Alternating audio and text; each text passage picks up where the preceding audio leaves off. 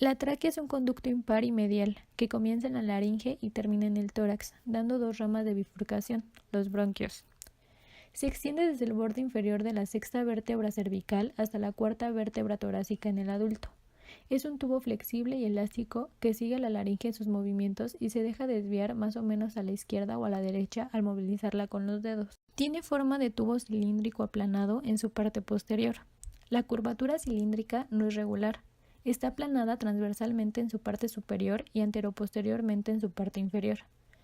Presenta depresiones más o menos marcadas, de las cuales dos son constantes. Una situada a la izquierda, denominada impresión o marca aórtica, que corresponde al callado de la aorta por encima de su bifurcación, y la segunda, a la izquierda pero en la parte superior, corresponde a una compresión ejercida sobre la tráquea por el lóbulo izquierdo del cuerpo del tiroides a nivel del segundo al quinto anillo traqueal, que recibe el nombre de impresión tiroidea. La tráquea desciende oblicuamente hacia abajo y hacia atrás, siguiendo la línea media, apartándose de la superficie cutánea. Por esta dirección de la tráquea, en su porción cervical se encuentra a 18 milímetros de los tegumentos y a 45 milímetros en la horquilla esternal y de 7 centímetros en su extremo inferior. Desde su origen hacia su bifurcación, la tráquea sigue un trayecto bastante rectilíneo. La tráquea está rodeada en toda su extensión por una capa de tejido celular laxo muy abundante que favorece sus movimientos y funcionaría como una membrana serosa. La tráquea está relacionada con la porción cervical y con una porción torácica. Su longitud es de 12 centímetros en el hombre adulto y 11 centímetros en la mujer. Sin embargo, esta se prolonga cuando la laringe se eleva o cuando la columna cervical se inclina hacia atrás.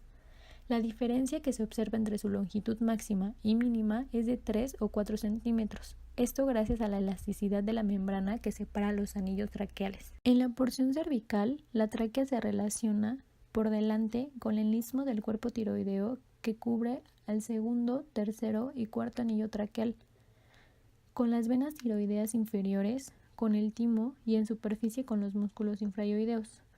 En la parte posterior, la tráquea se relaciona con el esófago al que se une con un tejido celular laxo, y en la parte lateral se relaciona con los lóbulos laterales tiroideos. En la porción torácica, la tráquea se relaciona por delante en su parte superior con el tronco venoso brachiocefálico izquierdo, y en un plano más superficial con el timo. En un plano más inferior, se relaciona con el tronco arterial brachiocefálico, con la arteria carótida primitiva y con el callado aórtico. Por detrás se relaciona con el esófago. Por los lados, en relación con las pleuras mediastínicas, en la derecha con la vena cava superior y la vena acigos, y en la izquierda con el nervio recurrente y el callado aórtico.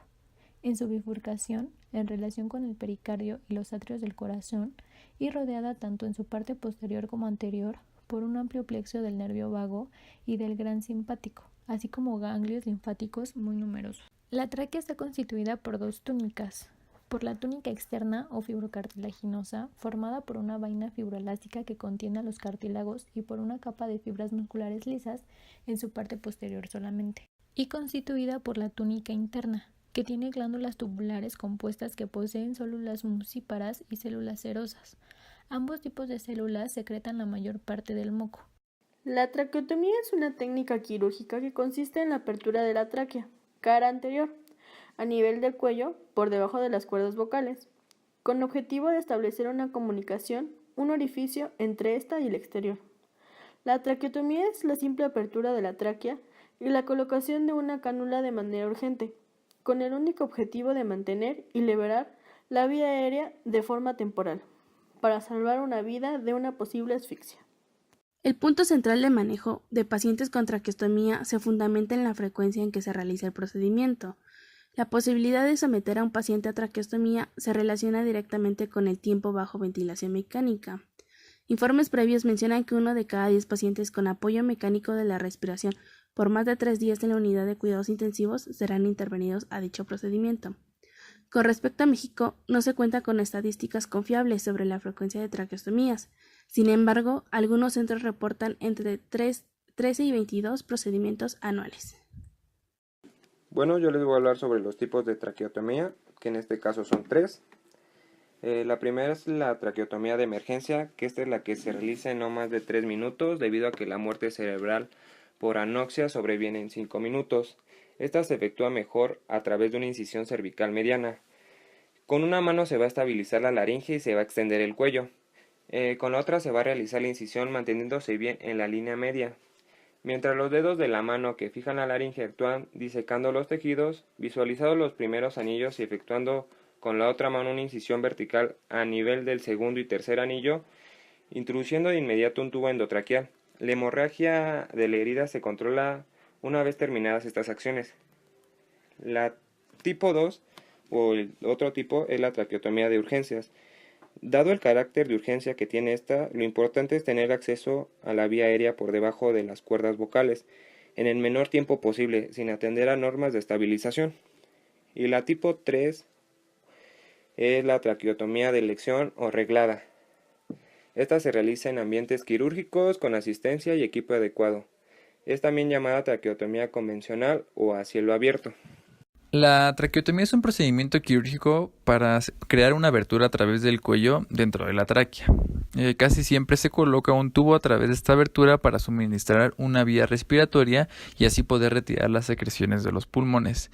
Este tubo se llama cánula de traqueotomía o tubo traqueal. Se utiliza lo que es la anestesia general a menos que la situación sea crítica. El procedimiento es inyectar anestesia dentro de la zona para ayudar a sentir menor dolor durante el procedimiento. Se hacen incisiones quirúrgicas para revelar los anillos cartilaginosos duros que conforman la pared externa de la tráquea. Posteriormente, el cirujano crea una abertura dentro de la tráquea e introduce una cánula de traqueotomía.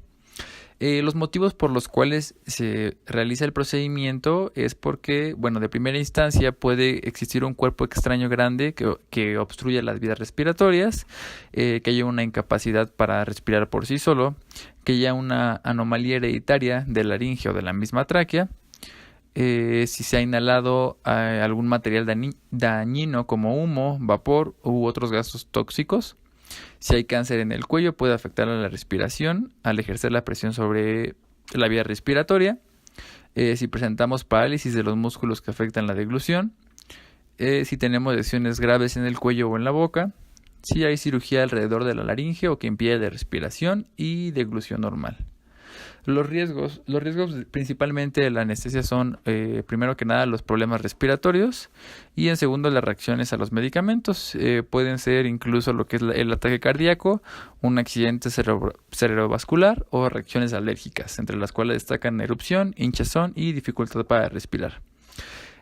Por otro lado, los riesgos de la traqueotomía son conexión anormal entre la tráquea y los vasos sanguíneos principales, daño a la glándula tiroidea, erosión en la tráquea, lo cual no es muy frecuente, punción del pulmón y atelectasia pulmonar, tejido cicatrizal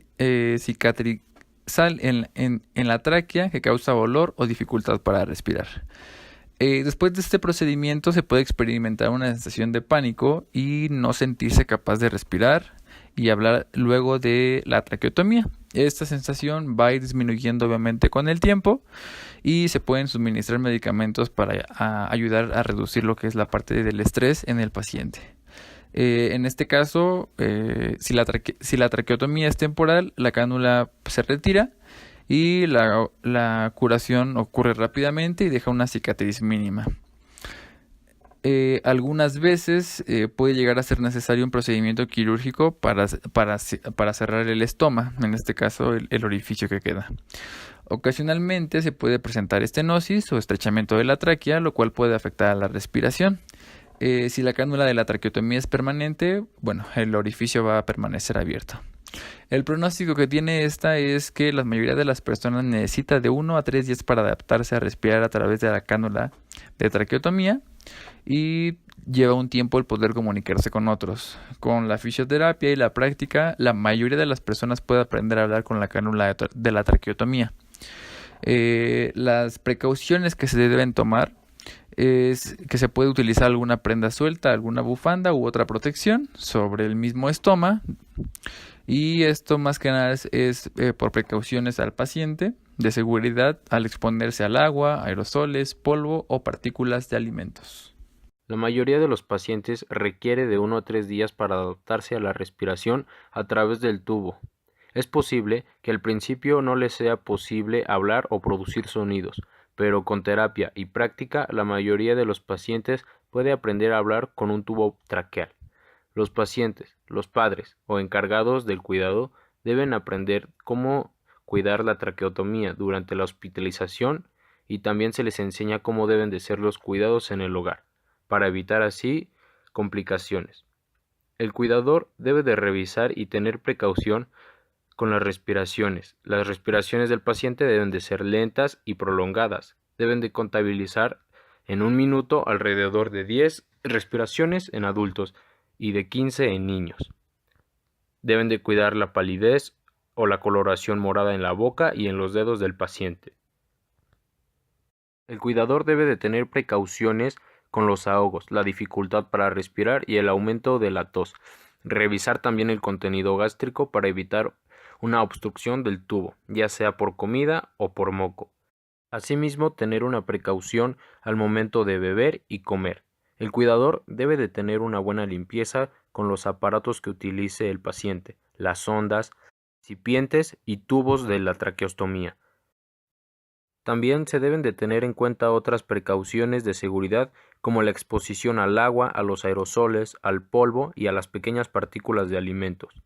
Por último, cuando el paciente se encuentre fuera del hogar, se recomienda cubrir el estoma, que es el tubo de la traqueostomía, con ropa suelta o con una pequeña pañoleta.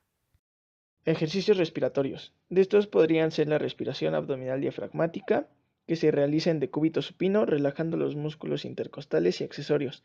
Se facilita doblando las rodillas. Deben realizarse inspiraciones profundas, observando que la pared abdominal se desplaza hacia arriba y desciende el diafragma. Para ser efectivo, la respiración debe durar 3 segundos. Durante la expiración, de manera forzada, deben contraerse los músculos abdominales y observar hundirse el abdomen y ascender el diafragma. Los ejercicios de labios fruncidos pueden y deben asociarse al anterior. Se realizan inspiraciones profundas y expiraciones prolongadas con los labios fruncidos. Produce disminución del colapso alveolar por incremento de la presión intraluminal.